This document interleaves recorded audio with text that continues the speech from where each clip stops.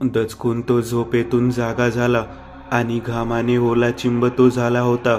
त्याने आजूबाजूला बघितलं. बाहेर मुसळधार पाऊस सुरू होता. त्याच्या अंगावर एकही वस्त्र नव्हतं.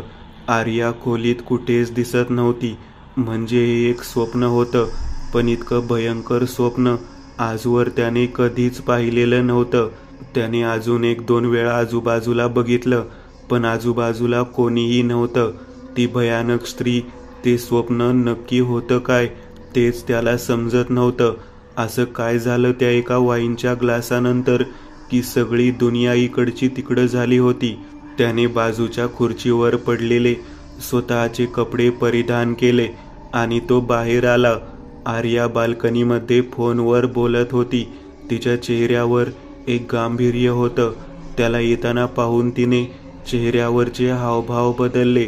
स्लायडिंग डोअर बाजूला सरकवत बाल्कनीमध्ये आला. बरं आई, चल मी ठेवते. तिने फोन कट केला. तिने त्याच्या जवळ येत त्याचा हात धरत विचारलं, काल रात्री नक्की काय झालं? त्याने विचारलं, काय झालं? हे विचार, काय नाही झालं. काल रात्री तू तर एकदम मूडमध्ये आलास. आपल्यातले सगळेच आडपडदे नाहीसे झाले. असं म्हणत तिने त्याला मिठी मारली. बाहेर पाऊस खूप जोरात पडत होता. आता दोघेही आत आले. त्याचे डोकं जड झाल्यासारखं वाटत होतं. कदाचित काल जरा जास्तच वाईन त्याने घेतली, त्यामुळे तसं झालं असावं. दोघेही आता त्या मोठ्या खोलीत येऊन बसले. तो आठवायचा प्रयत्न करत होता, पण त्याला काही आठवत नव्हतं की काल रात्री नक्की झालं काय. अरे काय झालं? इतका चिंतेत का आहेस तू? आर्याने विचारलं. खरं सांगू, मला तू शेवटचा वाईनचा ग्लास जो पाजलास त्यानंतर मला काहीच आठवत नाही. मला खूप भयंकर स्वप्न पडलं काल. मी जे अजूनही आठवलं तरी माझ्या अंगावर काटा येतोय.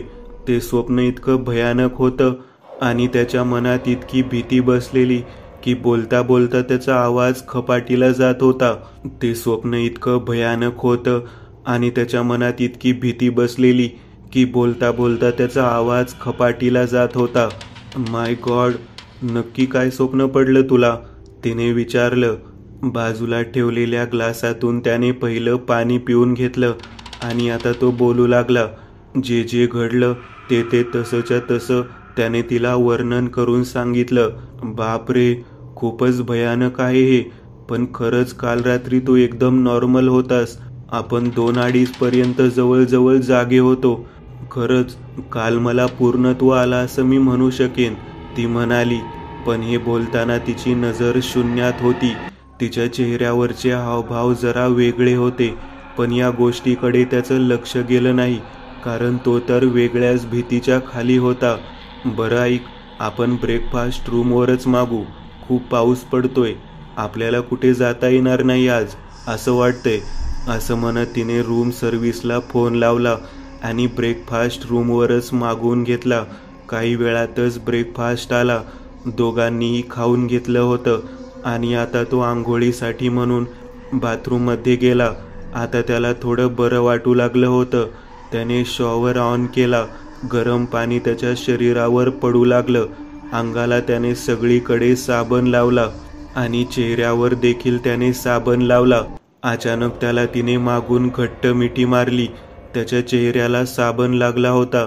तिच्यातून स्पर्श त्याला अगदी आपलासा वाटला. शॉवरचं पाणी डोक्यावरून त्याच्या चेहऱ्यावरचा साबण धूत खाली ओघळून गेलं. स्मितहास्य करत त्याने स्वतःच्या छातीकडे बघितलं आणि त्याच्या काळजाचा ठोका चुकला. त्याच्या हातापायाला कंप सुटला, कारण तेच दुर्गंधीने भरलेले, काळे पडलेले, सुरकुत्या पडलेले तेच हात त्याच्या छातीवर होते. आणि मागून त्याला मिठी मारणारी आर्या नव्हती, तर तीच होती जिचं स्वप्न पाहून त्याच्या पूर्ण अंतर्मनाची लाही लाही झालेली होती.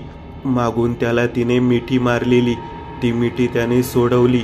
तो जरासा पुढे आला आणि आता त्याने पटकन मागे वळून बघितलं आणि मागे आता कोणीच नव्हतं. गरम पाण्याची वाफ पूर्ण बाथरूममध्ये पसरलेली आणि त्याने आता शॉवर बंद करत ती वाफ निवळू दिली. बाथरूममध्ये तो एकटाच होता. ती दुर्गंधी मात्र अजूनही त्याला जाणवत होती हे कोणतं स्वप्न होतं. आता तर मी झोपलो पण नाही, मी तर जागाच आहे, डोळे उघडे आहेत, पूर्णपणे शुद्धीत आहे. असे असंख्य प्रश्न त्याच्या मनावर आदळू लागले. त्याने बाजूला लटकवलेला टॉवेल घेतला आणि स्वतःचं अंग पुसलं. घाईघाईत बाथरूममधून बाहेर आला, पण तो अजूनही थरथरत होता. आर्या सोफ्यावरच बसलेली, तिच्या हातात मोबाईल होता. बाहेर गडबडीत आलेल्या राजकडे बघत तिला काही कळलं नाही. काय रे, काय झालं? तिने राजला विचारलं. मी तुला मगाशी स्वप्नातली ती बाई तिच्याबद्दल सांगितलं होतं ना, आता मला बाथरूममध्ये ती दिसली. तो बोलूही शकत नव्हता, त्याचा आवाज खपाटीला जात होता. अरे कसे शक्य आहे? मी इथे बाहेर किती वेळची बसली आहे, खोलीत आपल्या दोघा व्यतिरिक्त कोणीच नाहीये, आणि तू तर बाथरूमचं दार आतून बंद केलं होतं, तेच उघडून तू बाहेर आलास. मग त्या दारातून आत कोणी कसे येऊ शकेल? जर तू दारातून बंद केला आहेस, तू शांत हो. कदाचित कालचा हँगओव्हर तुझा अजून उतरलेला दिसत नाही. आर्या त्याच्या जवळ आली आणि त्याला समजावू लागली. काही वेळ तो थोडासा शांत झाला होता. तो कपडे वगैरे घालून सोफ्यावर बसला होता. अजूनही त्याची नजर शून्यात होती आणि तो पूर्णपणे भीतीच्या प्रभावाखालीच होता. मी काय म्हणते, आपण खाली नको जायला, जेवणही आपण रूममध्येच मागू. मला खूप झोप येत आहे, मी आता जेवण करून डायरेक्ट झोपेन. तसंही काल रात्रभर जागरण झालंय, ती म्हणाली. त्याला तर भूकच नव्हती, पण तरी सुद्धा तिच्या आग्रहाखातीर त्यांनी रूममध्ये जेवण मागवलं आणि जेवण करून आता ते बेडरूममध्ये आले. ती बेडवर पडल्या पडल्या झोपली. तो तिच्या बाजूलाच बेडच्या मागच्या भागाला टेकून बसला होता. नक्की काय असेल ते? खरंच मला भास होत आहे की जे मी पाहतोय ते सत्य आहे? या प्रश्नावर तो बराच वेळ चिंतन करू लागला. बेडरूमचं दार बंद होतं आणि अचानक डोरबेल वाजली. तो दचकला. बेडवरून उठून तो बाहेर आला आणि त्याने दार उघडलं. समोर एक हाऊसकीपिंगवाला माणूस होता. प्लेट्स डिशेस लेने आया था, तो माणूस म्हणाला. राजने त्या माणसाला आत घेतलं. तो आता समोरच्या टेबलवर ठेवलेल्या डिशेस आणि प्लेट्स एकत्र करत जाऊ लागला. राज काही क्षणासाठी मोबाईल बघण्यात व्यस्त झाला होता. एक बँकचा मेसेज तो वाचत होता. तो माणूस बाहेर निघून गेला आणि आता त्याने दार बंद करून घेतलं. तो आता सोफ्यावर येऊन बसला आणि परत एकदा दाराची बेल वाजली. आता कोण आला असेल असा विचार करत तो दरवाजाजवळ आला आणि त्याने दरवाजा उघडला. समोर एक दुसराच माणूस होता. यस, राजने विचारलं.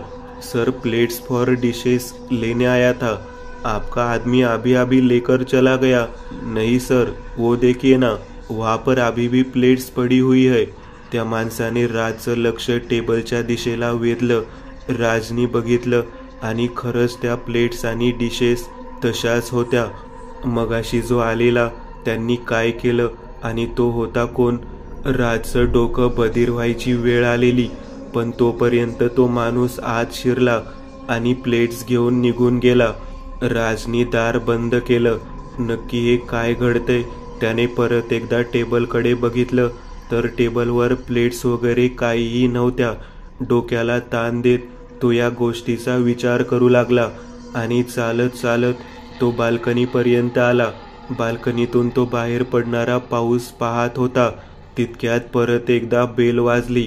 दचकून त्याने पहिलं टेबलकडे बघितलं आणि आता मात्र त्याच्या पायाखालची जमीन सरकली, कारण टेबलवर ते प्लेट्स तशाच होत्या, तशा मगाशी ठेवलेल्या. तो आता थरथरत दरवाजाजवळ आला. आत नक्कीच तिसरा कोणीतरी माणूस असणार. हे काय घडतंय? नक्कीच चाललंय काय हे?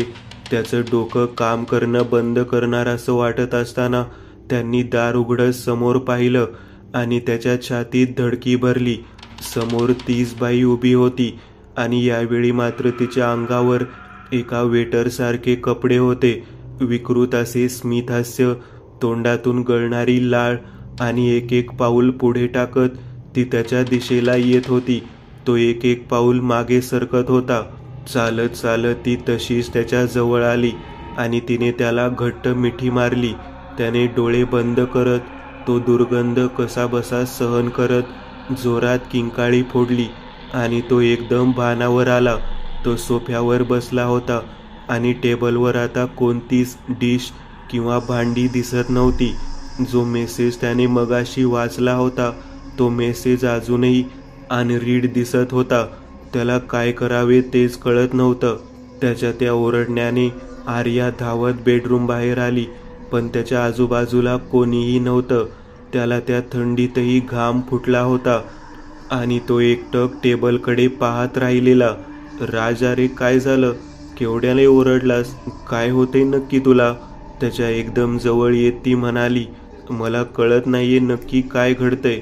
कसले तरी विचित्र विचित्र भास होतात. ती बाई मला सारखी दिसते. खरंच मला खूप भीती वाटते. आपण इथून निघून जाऊ. या खोलीतच काहीतरी आहे असं वाटतंय मला, राज म्हणाला.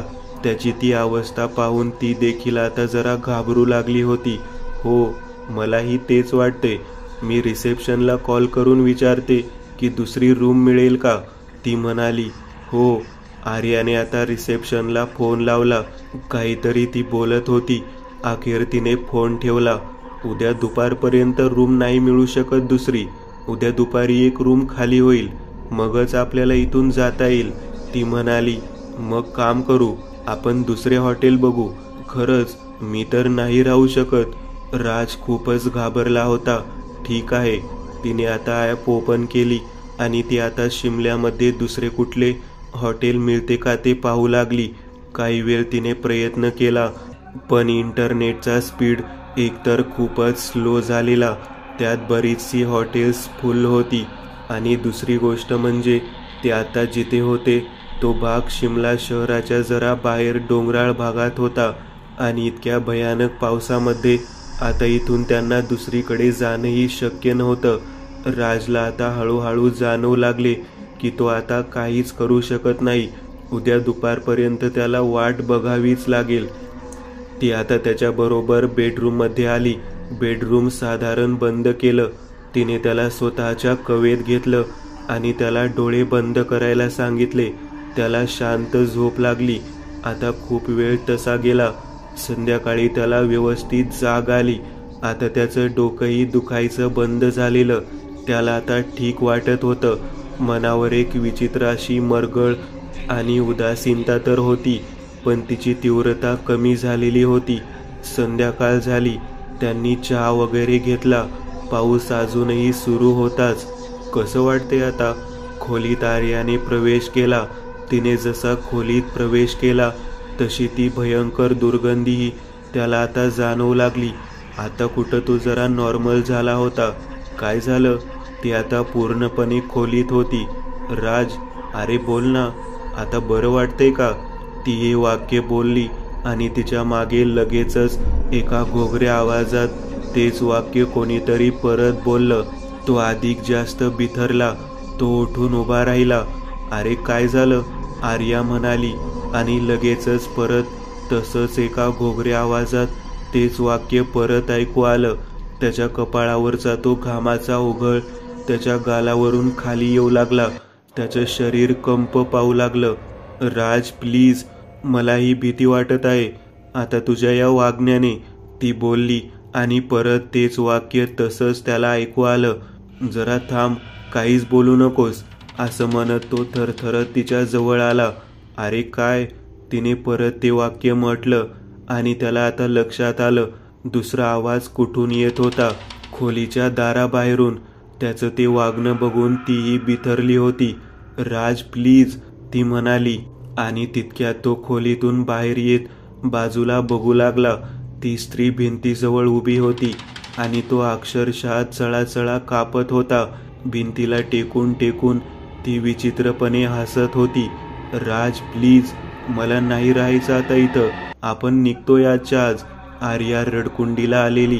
तेच वाक्य ती स्त्री तिच्या आवाजात म्हटली आणि राज भीतीने पूर्णतः संपून गेला. तो जागीच कोसळला. पुढचं त्याला काहीच आठवलं नाही जोपर्यंत तो शुद्धीवर आला नाही. त्याला जाग आली तेव्हा आर्या त्याच्याच बाजूला होती. तिने बॅग पॅक केली होती. राज, बरं वाटते आता? तिने विचारलं. डोकं अजून जडच होतं. उठून बसल्यावर त्याने आजूबाजूला नजर टाकली. पहिलं पाणी प्यायला. पाऊस थांबला होता. ऊन पडलं होतं. मी किती वेळ झोपलोय? काल संध्याकाळपासून तो झोपलेलाच आहेस. आता दुपारचे 11 वाजलेत. 3 वाजताची आपली फ्लाईट आहे. सॉरी, पण मी तुला न विचारता तिकीट बुक केलं. पण आता पाणी डोक्यावरून जायला लागले. तुझं वागणं खूपच विचित्र झालंय. म्हणजे रात्री मी काही केलं का? त्याने विचारलं. हो, हे बघ, असं म्हणत तिने मोबाईल त्याच्या समोर धरला. तिने त्याचा तो व्हिडिओ काढला होता आणि तो व्हिडिओ म्हणजे काही साधंसुधं प्रकरण नव्हतं. व्हिडिओमध्ये तो विचित्र पद्धतीत बेडवर बसून ओरडत होता, किंचाळत होता. सोड मला, सोड मला. कोण आहेस तू? का लागलीयस माझ्या मागे? अशी वाक्य त्याच्या तोंडातून बाहेर पडत होती. मध्येच तो हसायला लागायचा, मध्येच रडायला लागायचा. मध्येच बेडवरून उठून तो खोलीत सगळीकडे वेड्यासारखा धावत सुटायचा. हा व्हिडिओ मी माझ्या मोबाईलमध्ये नाही ठेवू शकत. मी तुला पाठवते. असं म्हणत तिने तो व्हिडिओ त्याला पाठवला. सॉरी यार, खरंच सांगतोय.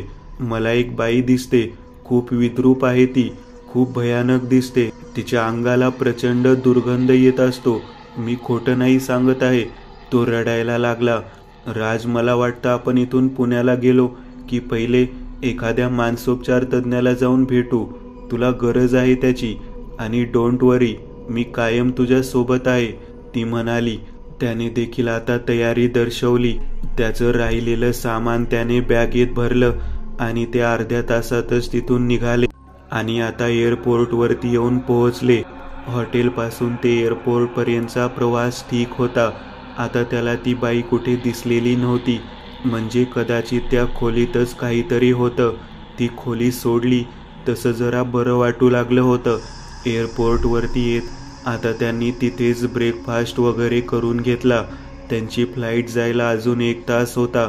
तो वॉशरूममध्ये फ्रेश व्हायला म्हणून गेला. एअरपोर्टवरच फार गर्दी नव्हती, जास्त लोकही. वॉशरूममध्ये आता तो एकटाच होता.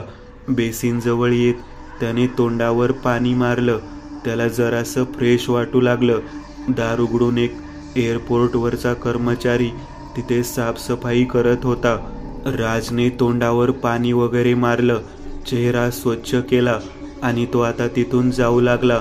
दरवाजापर्यंत येताच अचानक, परत येशील ना? अचानक त्याच्या कानावर मागून तसाच एक घोगरा आवाज ऐकू आला. दचकून त्याने मागे पाहिलं आणि त्याच्या अक्षरशः छातीत धडकी भरली.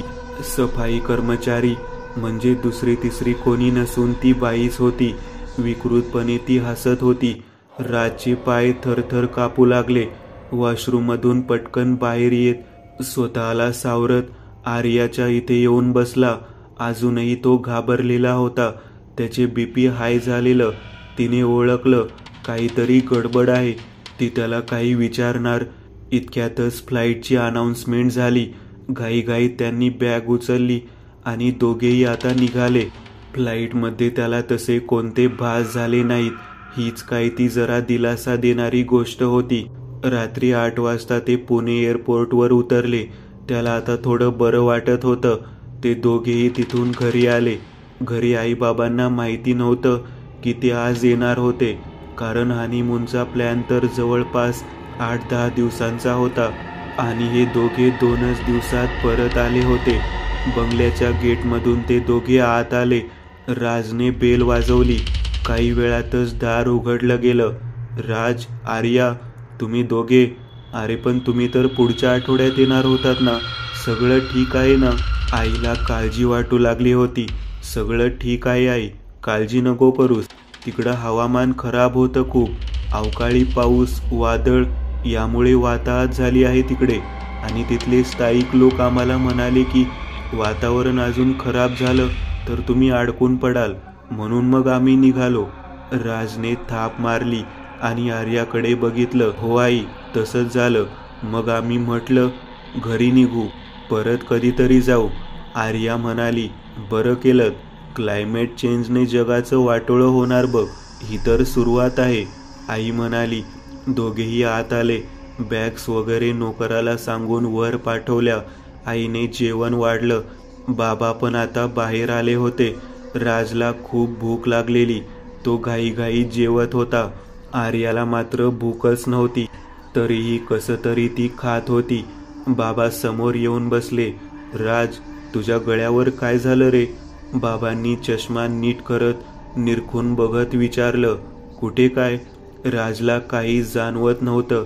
त्याने हात फिरून बघितला. 1 मिनिट. बाबांनी बाजूला जात आरसा आणला आणि त्याला आरशात तो पांढरा डाग दाखवला. एक पांढरा डाग त्याच्या गळ्यावर उमटलेला. असेल काहीतरी स्किनचा प्रॉब्लेम. उद्या जातो फॅमिली डॉक्टरकडे, तो म्हणाला. जेवण झालं होतं. ते दोघेही आता बेडरूममध्ये आले. आता शिमला एअरपोर्टपासून ते आतापर्यंत जवळजवळ 8 तास उलटून गेले होते, पण ती त्याला दिसलेली नव्हती. कदाचित ते जे काही होतं त्याची हद्द तेवढीच होती. राजने कुठेतरी असं ऐकलं होतं की पिशाच किंवा भूत एका ठराविक सीमारेषेच्या पलीकडे जाऊ शकत नाहीत, कारण त्यांची हद्द असते, ती ओलांडू शकत नाहीत. या सगळ्यात एक गोष्ट राजच्या ध्यानात आली नव्हती, पण आईबाबांच्या ध्यानात ती गोष्ट आली होती. ते म्हणजे आर्याचं वागणं. आर्या खूप कमी बोलत होती. त्या दोघांशी इतकंच काय, तिच्या चेहऱ्यावर कोणत्याही प्रकारचे हावभावच नव्हते. काय झालं असेल नक्की? हे दोघे इथे कसे काय आले? 2 दिवसातच. हनीमूनचा प्लॅन तर 8-10 दिवसाचा होता. त्याने पैसेही भरले होते. मला नाही वाटत हवामानाच्या कारणामुळे त्यांना इथे यावं लागलं असेल, कारण दुसरंच काहीतरी आहे. या दोघांच्यात काही बिनसलंय का? ती नीट बोलत नाहीये. तो पण खूपच बिथरलेला आणि कुठल्या तरी टेन्शन खाली असल्यासारखा दिसतोय. राजची आई बाबांना म्हणाली, अगं तरुण पोर आहेत, बिनसला असेल थोडंफार. हे असं होतच राहतं. एवढा काही विचार करतेस? बाबा आईला म्हणाले आणि त्यांनी खोलीतली लाईट बंद केली. ते पलंगावर आडवे झालेच होते. इतक्यात त्यांच्या कानावर आर्याची किंकाळी ऐकू आली. त्यांची खोली तळमजल्याला होती. राज आणि आर्याची खोली पहिल्या मजल्यावर होती. तिथून ती ओरडल्याचा आवाज इथपर्यंत येतो. म्हणजे ती किती जोरात ओरडली असेल हे दोघांच्याही ध्यानात आलं आणि काहीतरी प्रॉब्लेम झाला हे समजलं. दोघेही खोलीतून धावत बाहेर आले. जिन्याने ते वर आले. दोघंही टेन्शनमध्ये होते. राज आणि आर्याच्या खोलीचे दार उघडे होते. आर्या बाहेर उभी होऊन आत बघत होती. ती खूप घाबरलेली. राजचे वडील आणि आई आता दरवाजाच्या समोर आल्या आणि त्यांनी आत बघितलं. त्यांचं डोकं सुन्न झालं. तो विचित्र पद्धतीमध्ये स्वतःची वस्त्र बाजूला काढून खोलीत आरशासमोर उभा होता. पण विचित्र गोष्ट ही नव्हती. विचित्र गोष्ट ही होती की त्याच्या पूर्ण शरीरावर तसेच पांढऱ्या रंगाचे स्पॉट चेहरा सोडून सगळीकडेच पसरलेले होते. इतका वेळ त्याने घातलेल्या कपड्यांमुळे ते दिसले नव्हते. त्याचा चेहरा इतकी कसली भयानक स्किन ॲलर्जी होती ती. सोड मला, प्लीज नको. तू कोण आहेस? का मागे लागलीयस माझ्या? सोड मला. तो आरशासमोर बघत विचित्र अशा अवस्थेत ओरडत आणि रडत होता. हा साधा प्रकार नाहीये, हे काहीतरी भयंकर आहे. आई हादरलेली. म्हणजे? आर्याने विचारलं. म्हणजे तिथं काहीतरी झालंय. ती अवदसा मागे आलीये. तुम्ही दोघे मगाशी घरात प्रवेश केला तेव्हापासूनच मला कसं तरी वाटतंय. एक सूक्ष्म अशी दुर्गंधी मला जाणवते. सुरुवातीला मी ती गोष्ट दुर्लक्षित केली, पण राजची ही अवस्था बघून मला आता कळते काहीतरी झालंय तिथे. आई म्हणाली. अहो आई, काहीही बोलू नका. तिथं आम्ही हॉटेल रूममधून कुठे गेलोच नाही. इथून आम्ही गेलो त्या रात्रीपासूनच काहीतरी झालंय याला, आर्या म्हणाली. त्या दोघी आता आपापसात बाचाबाची करत राहिल्या. राजचे वडील पटकन खोलीच्या आत गेले. त्यांनी आतून दार बंद केलं. राजला या अवस्थेत सांभाळणं खूप गरजेचं होतं, कारण तो विचित्र वागत होता. ते त्याच्या जवळ गेले. राज, अरे काय करतोयस? कपडे घाल अंगावर. बाबांनी बाजूला असलेली चादर त्याच्या अंगावर टाकली. बाबा, मी काय करू? ती बाई मला सोडत नाहीये. सारखी माझ्या जवळ येते. मला तिचं अस्तित्व सहन होत नाही. प्लीज बाबा, काहीतरी करा. ती बाई मला सोडणार नाही. माझा जीव घेईल ती. ते बघा, ती आता बाथरूमच्या इथून खिडकीवर जाऊन बसलीये. राजने आता खिडकीकडे बोट दाखवलं, पण खिडकीजवळ बाबांना कोणी दिसत नव्हतं. राज, अरे तिथे कोणीच नाहीये. नक्की मला सांग काय होतंय. कोण बाई, कशाबद्दल बोलतोयस तू? त्यांनी कसं तरी त्याला शांत केलं आणि मग तो बोलू लागला. घामाघूम झालेल्या अवस्थेत त्याने या घटनेच्या सुरुवातीपासूनचं सगळं काही सांगितलं. हॉटेलच्या त्या रात्रीपासून जे काही घडलं ते सगळं आता त्याने बाबांना सांगितलं होतं. त्यांना यात काहीतरी विचित्र वाटत होतं.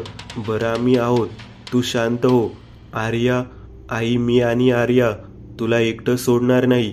बाबांनी त्याला आधार दिला. आई, खरं सांगा, तुम्ही काय लपवले माझ्यापासून? तुमच्या मुलाला हे वेड्याचे झटके कधीपासून येत आहेत? मला फसवले तुम्ही लोकांनी. माझं आयुष्य बर्बाद केले तुम्ही लोकांनी. आर्या आता राजच्या आईशी बाहेर भांडत होती. राजला आणि बाबांना दोघांनाही ते ऐकू जात होतं, पण आता ते त्याला उत्तर देऊ शकत नव्हते. पण राज तर भीतीने कावरा बावरा झालेला. राज थोडासा सावरला आणि बाबा आता खोलीतून बाहेर आले. आर्या आता तिथून खालच्या मजल्यावरच्या गेस्ट रूममध्ये जाऊन झोपली होती. आईला खूप वाईट वाटलं होतं. तिच्या या बोलण्याचं कारण आईला माहिती होतं की राज हा फिजिकली आणि मेंटली फिट होता. त्याला कसलेच वेड्याचे झटके किंवा तत्सम मेंटल प्रॉब्लेम नव्हते. आई खोलीच्या आत आली. तिने राजला शांत केलं. तिला खूप वाईट वाटत होतं त्याची ही अवस्था बघून. त्याच्या अंगावर आलेले ते पांढरे चट्टे कशाचं तरी सूचक होतं आणि आईला देखील त्या खोलीत कुठल्या तरी अदृश्य शक्तीचा वावर जाणवत होता. एक मंद अशी दुर्गंधी तिला जाणवत होती.